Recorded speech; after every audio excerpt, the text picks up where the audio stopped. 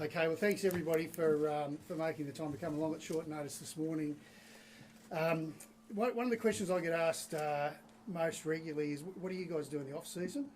And so I guess this morning is partly to explain what we do in the off season. So a couple of weeks ago, we were really proud to announce the first ever infrastructure strategy which New South Wales Rugby League has had for investment in infrastructure in community rugby league, and an infrastructure fund to go with that. And then towards the end of last week, we were able to announce a 5-year deal with Adidas, which places our organisation and our brand amongst the leading sporting brands in the world. And so today, really pleased to announce the appointment of some really highly qualified people to our State of Origin teams. And so at the end of last season, maybe a couple of weeks ago now, Kylie Hilda, who had been the coach of our women's team for the past 4 seasons and who had done a fantastic job and led our women's pathways through what is a pivotal time in the game for women's pathways, decided to stand down from that role. And this morning we're really pleased to announce the appointment of John Strange as the head coach of the Westpac New South Wales Women's State of Origin team. So John would be well known to all of you. He brings a wealth of experience to our organisation and to our Women's State of Origin team in particular. Lengthy coaching experience, but in particular multiple NRLW premiership winning coach with the Sydney Roosters, and a man who is an absolute leader in his field, and we're thrilled to have him join our organisation. So I want to introduce you to John, and I might just get John to say a few quick words.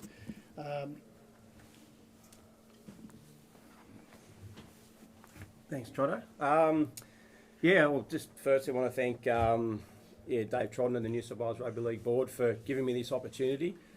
It's something that, in the women's game, obviously we all know it's developing and moving forward in leaps and bounds, and in particular the State of Origin, from 2018 when there was a one-game series, I guess it was called then, but one game out at North Sydney Oval where there was nearly 7,000 spectators, to 2024 where the first 3-game series and each game had around 25,000 fans there. So really excited, and can't wait to get started. Thanks, John. So when we get to the end of the next series of announcements, John will be available for questions, both general questions in here and a one-on-one interview later on. So moving now to our men's State of Origin team, we're thrilled to announce the appointment of Laurie Daley as the head coach of the Westpac New South Wales Blues for the next 2 seasons. So Laurie, as with John, needs little introduction. Rugby league legend, former Blues coach and captain, member of the Star New South Wales Rugby League Hall of Fame, wealth of experience in rugby league, but more than that, an absolutely deep passion for our organisation and our State of Origin team.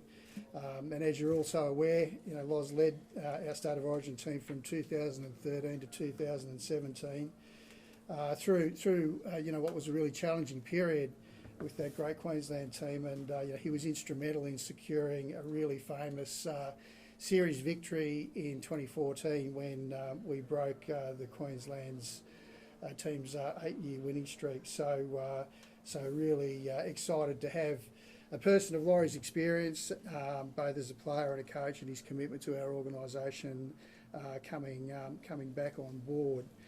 I want to acknowledge in announcing that appointment the great work that Michael Maguire did last year in winning the 2024 series.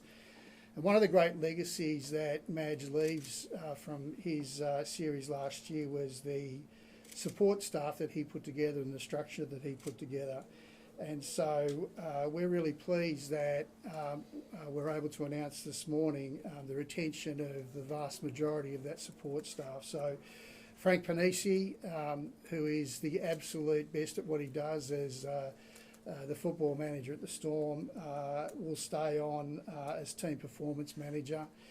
Matt King, for whom our organisation has the absolute highest regard as a coach, has been offered the role of senior assistant coach for the team, and really looking forward to him being able to take on that role. Brett White has accepted a role to continue as assistant coach. And Gilbert Anoka, who many of you maybe don't know as well, but played a pivotal role last year as our leadership coach. Gilbert had many years with the All Blacks, working with their culture and leadership, and he played an enormous role in our success last year, and it's wonderful to have him back as part of the team again.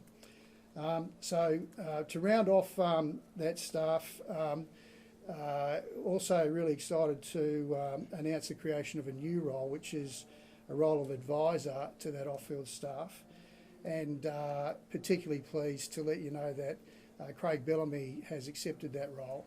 So he will act as an advisor to Laurie and to Laurie's senior coaching staff, and to have the best NRL coach around involved in our organisation is, I think, an enormous vote of confidence in Laurie and the support staff that Laurie's assembled, but also in our organisation as well. So I think that coaching group is arguably the best coaching group for any team, rugby league team in the world, and so I think that New South Wales has got plenty to be excited about for what lies ahead of us in 2025, and for us to build on the great work that was done in 2024 and winning that series in 2024. So can I introduce to you our new State of Origin coach, Laurie Daley. Thanks, mate. Well, thank you. Really excited about the opportunity to coach New South Wales again. 7 years ago. Burning passion for the state, and to be asked to do the job, I feel very honoured. Michael Maguire did such a fantastic job last year, and we're hoping to continue on what he left behind. I'm sure I'll be dealing with you throughout the year. I look forward to it, good and bad. But yeah, really positive signs for New South Wales after what they achieved this year, and it's something that I'm passionate about, and we'll do the best job we possibly can to represent our state in the best possible fashion. Laurie, you know how tough the job is. Why do you want to do it? Love New South Wales, love coaching, and this suits me perfectly. You're a different coach from 7 years ago? You'd like to think so. I'd like to think I'm a better coach. I'd like to think I've learned a lot. And yeah, never thought I'd have the opportunity again, but it's come about, so I've accepted, and we move forward and look to build on what happened this year. What do you feel you learnt, Laurie, in the 7 years between when that ended and now taking the side back? Oh, I think you learn a lot. I think maturity is one. There's a lot of aspects that go into running a football program, not only the coaching side of it, but the human side. So I think as coaches, as mentors, as managers, or whatever you do as a leader, you're always learning and you want to get better. That doesn't change through life, doesn't change in the workforce. If you've got that desire to be better every day at what you do, there's no reason why you can't be better. It might add more pressure, it might not, but has the mindset changed when you took it over in 2013? You come up against a very good Queensland side. You walk through the door today, Shields are already here. Yeah, that's exciting because it gives us great opportunity to build off what has been created, but there's still a long way to go to win Origin series. You know that Queensland will be ready to go next year. I don't think I've ever seen a weak Queensland team. They always punch above their weight regardless of who's in their side, and you know they've created some of the best players the game has seen. So it's always a challenge, and that'll be the one for us is to be better than what we were this year. Lozzie, you've got a pretty good team around you, or team working with you. Mate, how did you get Craig Bellamy to be involved? We had a great relationship with Craig over a number of years. Started out as a player, and then obviously we keep in touch. I was looking for some guidance. I was looking for someone, if I ever got an opportunity again, to help me, and I thought that he would be the best possible person to do that. Craig will help the coaches. He'll also be a part of the group, and I'm pretty excited to have him involved, and I think if I'm excited, I think the players will be extremely excited to get to work with someone like Craig. You know, you don't have to talk about what he's achieved in the game. And again, he's passionate about New South Wales, wants to be a part of it, which is exciting for us. And no doubt, with him being there with us, we can all learn a lot. He's also coached New South Wales previously, so he brings out Yeah, those lessons as yeah, exactly right. And I think both of us, you know, have that passion and desire to be successful. And knowing Craig the way I do, the way he operates, the way he goes about building structures in a footy team, the way he interacts with coaches, the way he interacts with players, I think that's a bonus for us. Did he take much convincing, Loz? Because he's spoken about slowing down a little bit, but this is obviously an extra role. Did he take much convincing? Well, the first phone call I had with him was, leave it with me. And then I rang him about a week later, and then he rang me back and he said, I'm interested. And then we discussed what type of role it would be if I was to be appointed. And then it was a matter of him getting his head around that and seeing what he can contribute and what he can't, and then working out a clear path that we both understand what our roles are. And once we decided on that, then we're all ready to go, and he'll be a great asset to us. Previous advisory roles have involved selection. Is that part of Craig's remit? Yep, it will be.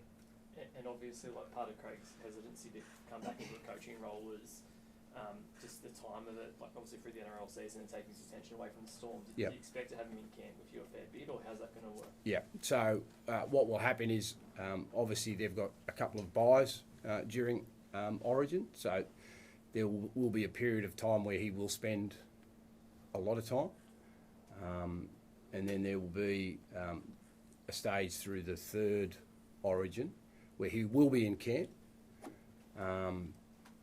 Certainly be there game night, sitting in the box, and I'll be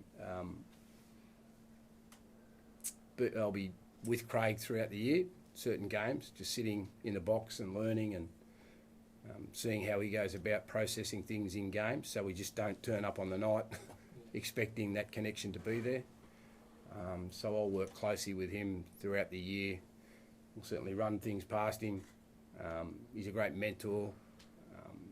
He's someone that's got huge amount of experience in the game, and he's someone that, as I said before, we can all learn a lot from. So you'll sit in Melbourne's box and for games that's what you're saying, yeah? So was that part of the pitch for the job? You were doing this before you'd been appointed? No, it wasn't part of the pitch, but obviously once I got down into the nitty-gritty, I discussed it and flagged it with the New South Wales Rugby League. Loz, it's been since 2017 that you've coached Origin, and you haven't coached NRL, but there's been a hell of a lot of changes in the game. Yeah. At 6 again, 20 on it. Do you have to get up to speed, or how do you handle No, I don't think I have to get up to speed. I think with my role in what I do, the thing about rugby league people is you never lose the love or the passion for the game, and you watch it a lot. And with the position that I have in radio, people are always asking you about that, and you're going to give an opinion on what you see is happening, whether it's trends, whether it's what's happening with different teams, and I think even as a person that just sits and watches rugby league, if I see something, I'll write it down or I'll record it just to have in my own memory bank. So I think I'm always trying to stay relevant. I'm always trying to stay up to speed with the game. And I also try and, at times, predict. But I know what happens when you start predicting stuff. You get it wrong half the time, or most of the time, I should say.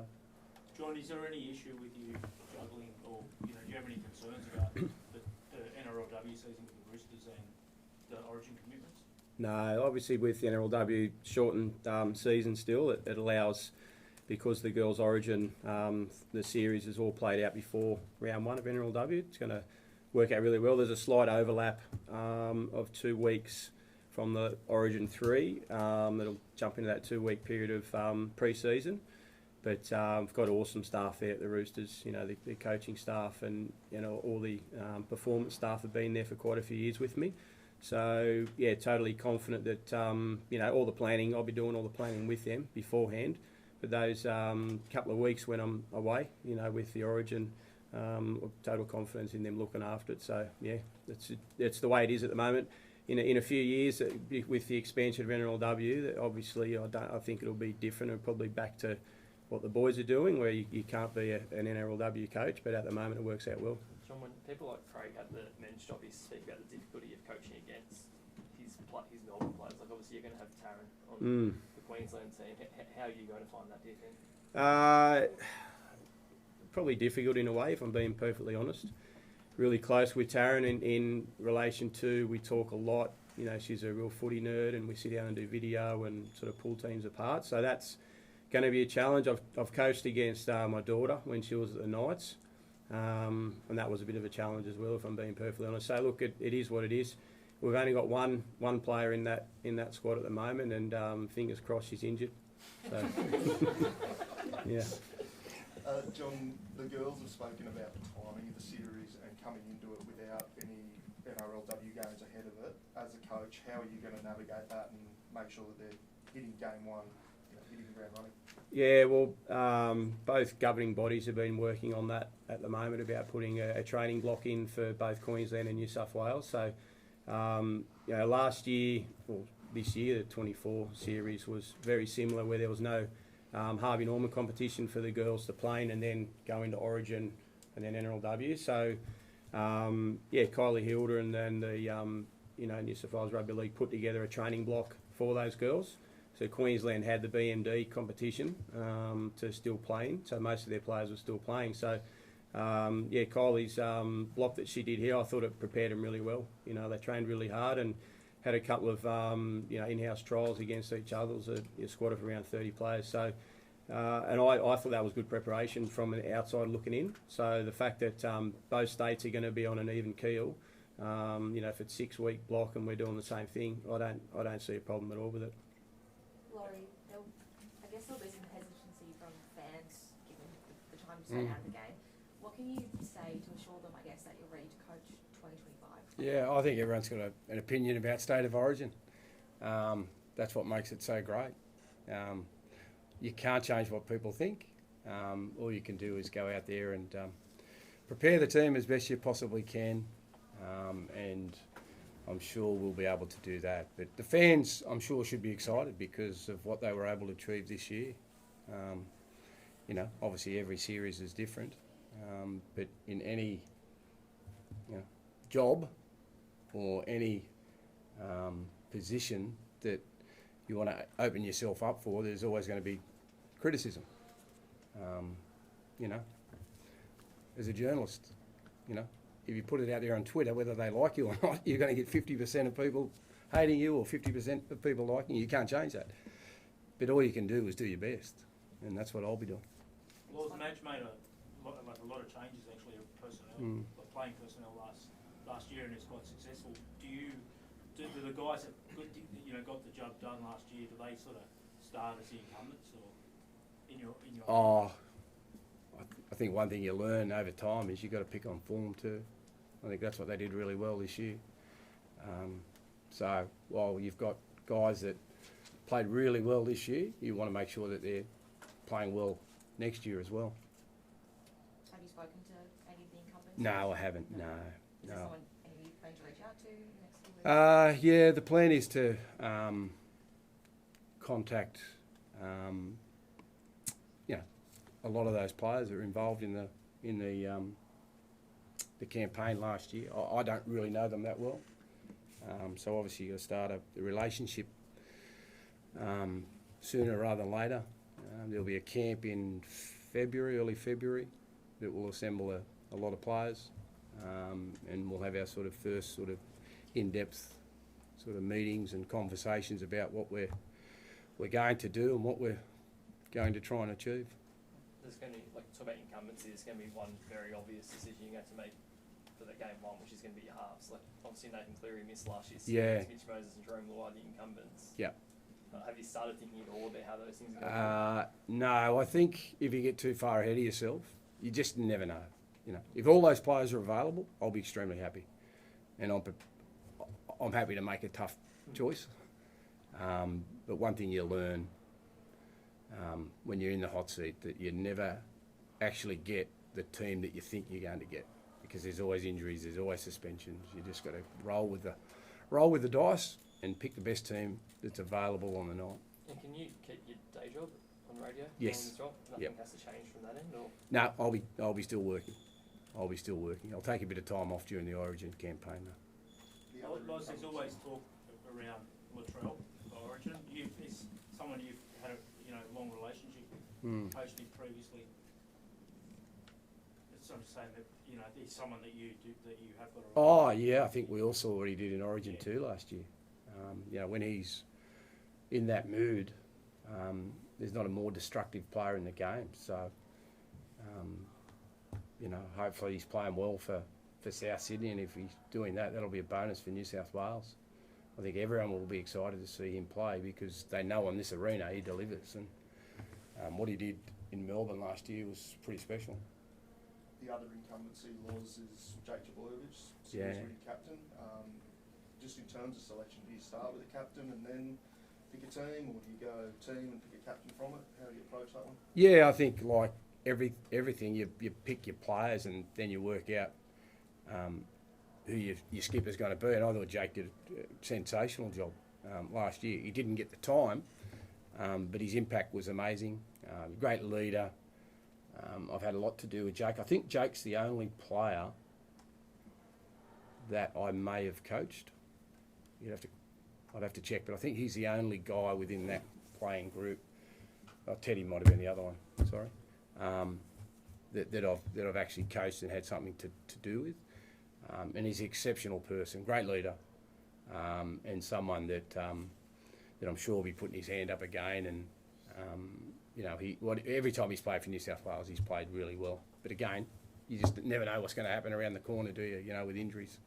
So you just wait and see. What are the odds looking like for the series? I don't know. I don't know. It doesn't faze me what they are either. You just got to prepare well. And if you do that, you'll give yourself the best chance.